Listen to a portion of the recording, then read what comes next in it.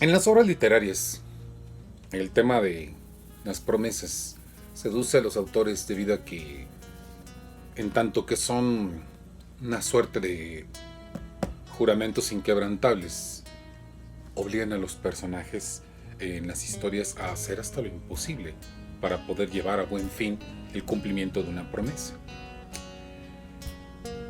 Como todo en la literatura, si bien es ficticio, ello no quiere decir que no tenga un reflejo en la realidad, y se dice que en muchas leyendas las promesas son justamente el tema principal, sobre todo porque algunas de ellas requieren capacidades extraordinarias para llevarlas a cabo.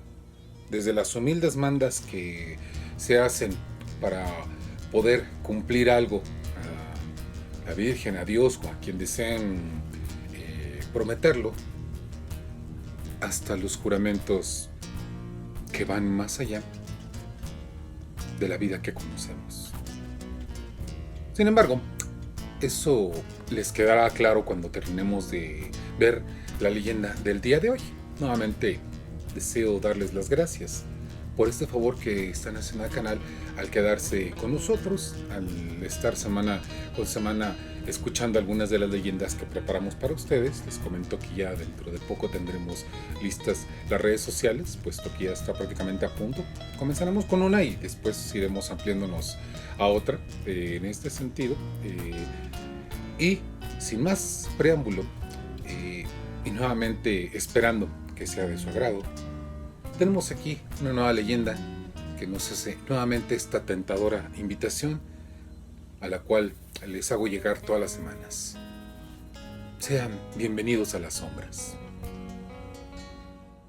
En diversas obras literarias he leído que el valor de las promesas es incalculable, en tanto que lo que más se aprecia es que las promesas se consideran inquebrantables. Son una garantía del cumplimiento de una voluntad. Las promesas que hacen los amantes al calor de las caricias y los besos suelen ser el detonante de una historia dramática cuando a todo trance se busca el cumplimiento de una promesa. Y es para nosotros, los lectores, cuando los protagonistas se ven ante esta circunstancia, cuando sentimos que en realidad comienza la historia, la que usualmente termina con la muerte de alguien. El problema es cuando la muerte no es el fin, sino el principio de la historia donde la promesa debe cumplirse. Y quizás ninguna promesa es tan dramática como la que el credo católico invoca al casar a dos personas. Lo que Dios ha unido no lo separa el hombre, dice el capítulo 19, versículo 6 del Evangelio de Mateo. Esta promesa se complementa con otra sentencia que reza: por lo tanto, dejará el hombre a su padre y a su madre, y se unirá a su mujer, y serán una sola carne, que aparece en el libro del Génesis capítulo 2, versículo 24. De las dos, el colectivo popular ha formulado caprichosamente la siguiente promesa, que aunque suele pronunciarse en el momento culminante de una boda, claro, en una boda producida en una novela o serie o una historia, es una frase que sigue teniendo una carga de ánimo sumamente poderosa. Y dice: hasta que la muerte los separe. Una historia de amor deja de ser romántica hasta que nos preguntamos: ¿y si la muerte no fuera suficiente para separar a dos personas? A aquel callejón que le dieron antiguamente el nombre de Callejón del Suspiro, sin duda ya no existe como tal. Y aunque se puede leer en algunas fuentes que el nombre que le dan ahora es el de Callejón del 5 de Mayo, es posible que ni así pueda localizarse hoy en día. Sin embargo, en este punto, no estoy seguro si eso es malo o si en realidad es muy bueno. Quizás puedan entender esto si escuchamos la siguiente conversación entre dos inquisidores en la época de la colonia. Buenos días. Buenos días, Su Excelencia. ¿Qué tenemos aquí? Lo mismo que hemos tenido por varias noches, Usía. Seamos discretos. Sígame al callejón. si tiene la bondad. Me preocupan los dichos de la gente. Muchos creen que en este lugar hay una aparición. Pido perdón, Excelencia, en lo concerniente a lo dicho por la gente. No puedo afirmar si hay algo o no que se aparece en este lugar, pero lo que me preocupa es que pensando en ello, dejamos de ver que en este lugar se han abandonado ya 11 cadáveres. En esta ocasión, los guardias no han dejado pasar a nadie, de modo que podrá ver el estado en que se encuentran los cuerpos. Y entonces, el inquisidor avanzó hacia donde estaba el cuerpo. Lo tenían cubierto con una sábana blanca, a la sombra de los edificios cuyas paredes conformaban el Callejón del Suspiro, que aún no tenía tal nombre, e iluminado por la luz macilenta de una veladora que sin duda alguna habría dejado por ahí alguna buena alma compadecida. El padre mostró al inquisidor el rostro del difunto, descubriéndolo. La mueca del rostro estaba descompuesta por causa de la desmesurada abertura de la boca que había quedado así, por causa de los músculos de la cara que se habían tensado al momento del deceso. Los ojos del hombre estaban fijos en un punto y ahora parecía que miraban al espacio. Esos pliegues que se formaban por la antinatural mueca y el conjunto de la cara del hombre solo podían indicar que había muerto mientras miraba algo que le había producido horror. ¿Cuál es su opinión? Este hombre falleció en tránsito de espanto. Bien. Pues debo decirle que las 11 personas que hemos recogido en este lugar parecen morir en las mismas circunstancias. En un principio creímos que se trataba de asesinatos, pero no encontramos señas de empleo de ningún tipo de arma ni heridas de golpes. ¿Usted cree en las historias que la gente cuenta sobre este lugar? Por supuesto que no. Ni siquiera considerar eso sería ya una blasfemia en sí. Creer que hay una parecida aquí que produce la muerte de las personas ante la sola visión es, a todas luces, algo que contraviene la voluntad divina. Caminos del Señor son misteriosos, Padre. Quizás algo sucede aquí sobre lo que desea llamar nuestra atención el Señor. Quizás se trata de algo maligno sobre lo que debemos intervenir. Si así usted lo considera, Excelencia, quizás le interese saber este testimonio de esta mujer. Sea pues. Buenos días, hija. Buenos días, tenga su merced. Fray Matías me dice que tienes algo que decir sobre este lamentable suceso, hija.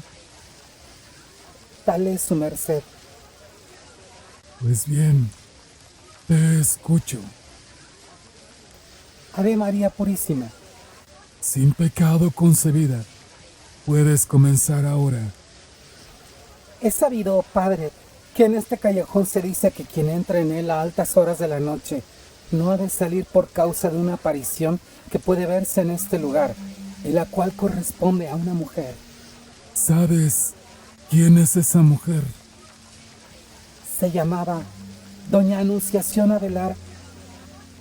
¿Cómo es que lo sabe? Lo sé, porque yo fui invitada a su boda, que no se realizó. Te pido que seas más explícita, hija. Doña Anunciación Avelar estaba prometida para casar con un hombre quien vendría de España. Se llamaba Alfonso, pero después se me informó que la boda no se llevaría a cabo. Cuando fui a verla, se encontraba en un estado lamentable. Apenas salía, no comía mucho y a cada instante rompía en llanto. Ella me decía que aún esperaba a aquel hombre porque había hecho la promesa ante Dios de casarse con él. Pero tiempo después... Sí. Ella murió, no sé de qué, pero a mí me parece que fue por causa de la pena, el dolor y el ayuno. Entonces, según vos, esta es una aparición y corresponde a ella. Pero me gustaría saber cómo es que podéis afirmar que se trata de Anunciación Abelar. No solo por el hecho, padre, de que ella vivía aquí. Cierto es que algunos han fallecido por causa del espanto, pero otros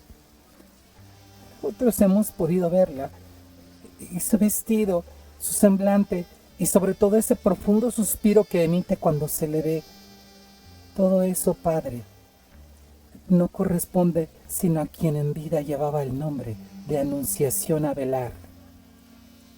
Sea pues, hija, tomo tu testimonio y le pido a Fray Matías Tolentino, aquí presente, que tome nota de tu dicho. Fray, le pido que alerte al capitán de las cuadrillas de ronda que se aproxime a mí en cuanto llegue. Voy a instruirlo sobre la vigilancia especial que debe realizarse en este lugar a partir de esta noche. Hija, puedes ir con Dios y te agradezco en el nombre del Señor tu testimonio. Y tan solo agradeceré que te sirvas ser discreta. Quisiera estar seguro de que nadie más se entera de eso que me has confesado. Así será, padre. Bendita seas en el nombre del Señor. Fray Matías, quédese un poco. Como indica, Excelencia. Y con un ademán le indicó a la mujer que lo esperara unos minutos. Me ha llamado mucho la atención ver que usted parecía conocer la historia mientras la mujer la relataba, pero mucho más el comprobar que le afecta a usted especialmente. ¿Hay alguna razón para ello, padre Matías? Sí. Yo iba a oficiar esa misa. Bien, padre. Mucho le agradeceré también a usted su discreción al respecto de este asunto. Consígnelo para los archivos y entrégueme el reporte al término del testimonio de la mujer. Así será, Excelencia. Se dio la media vuelta para acercarse de nuevo a la dama. La mujer se alejó con Fray Matías mientras el inquisidor miraba, extrañado, el entorno, quizás tratando de imaginarse cómo sería ese horror nocturno en tal callejón, o bien procurando comprender si este no sería uno más de los misteriosos designios de Dios. Pasaron más de 50 años. Fray Tolentino y el inquisidor habían fallecido hacía ya mucho tiempo. El caso de las muertes en el Callejón del Suspiro había caído en el olvido no solo por la memoria colectiva, sino también por la discreción del Santo Oficio al respecto del mismo, aunque la gente ya le llamaba familiarmente así a ese sitio. Cerca del famoso callejón se alzaba la capilla de San Francisco, y en ella oficiaba ni más ni menos que el sobrino de Fray Tolentino, quien se entregaba a sus piadosos ejercicios de oración y penitencia esa noche. La pacífica noche solo era rota por los pregones del sereno a cada hora y se prestaba a la reflexión sobre las debilidades y fortalezas del alma, pero pronto el sacerdote debió interrumpir sus meditaciones debido a que alguien tocó a la puerta de la capilla. Frente a él aparecieron dos figuras a las cuales no pudo verles el rostro, y tan solo se apercibió que una de ellas era una mujer y la otra era un varón. Asimismo, se dio cuenta de que sus vestimentas tenían algo inusual. En ese momento no pudo definir qué era lo que notaba de anormal en ello, pero no pudo recordarlo porque en ese instante el hombre que había tocado la puerta se dirigió a él. Buenas noches, padre. Espero que me disculpe la tardía hora en que vengo a perturbar su sueño, pero es necesario que así sea para que pueda cumplirse una promesa largamente pospuesta. Se encuentra el padre Matías Tolentino. Buenas noches le dé Dios, caballero. El sacerdote a quien buscan a mi tío, pero fallecido es hace ya más de 50 años.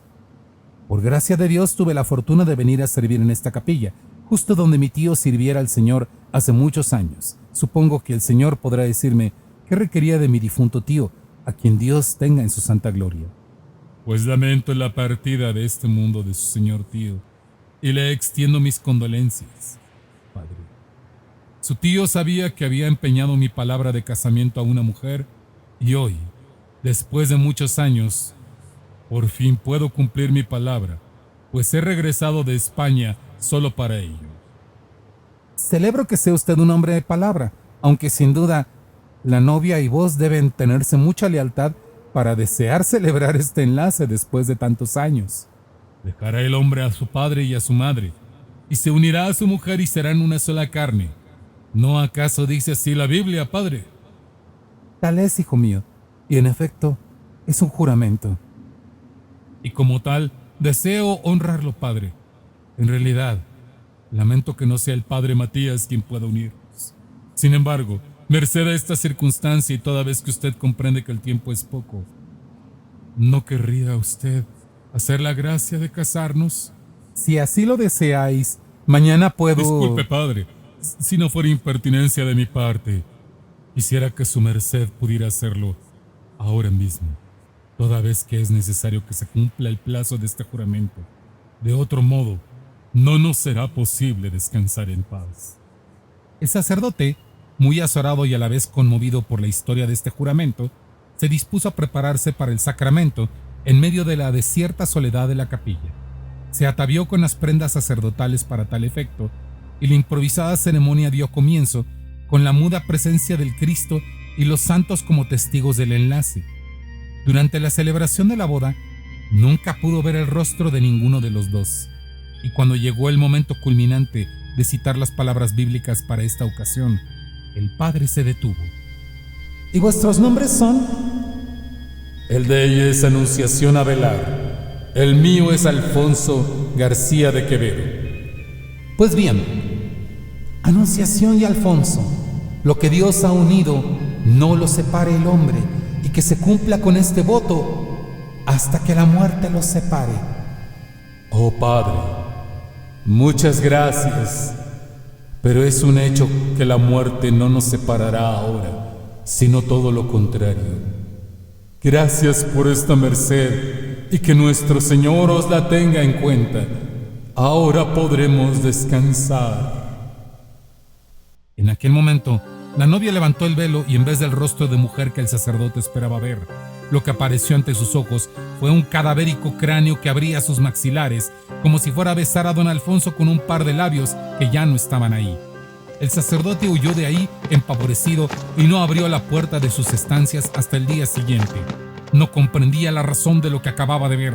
Sin embargo, el nombre de Anunciación Avelar se aferraba a su mente, pues hizo memoria de que su tío le había mencionado en alguna ocasión ese nombre. Cuando hubo pasado el pánico por la espectral visión que había experimentado, tomó un volumen con las memorias de su tío y encontró la copia de un informe para el Santo Oficio en el cual se hablaba de las misteriosas muertes en un callejón y de la relación de Anunciación Avelar con esos acontecimientos. La ropa, la extraña circunstancia, la súplica y las misteriosas palabras del varón que fue a suplicarle que los casara. Todo tenía sentido. El padre supo que acababa de casar a una difunta. Al amanecer, encontraron el cuerpo de un hombre fallecido a la puerta de la capilla. Sus documentos revelaron que el nombre del caballero que vestía a la usanza del siglo pasado era Alfonso García de Quevedo, proveniente de España.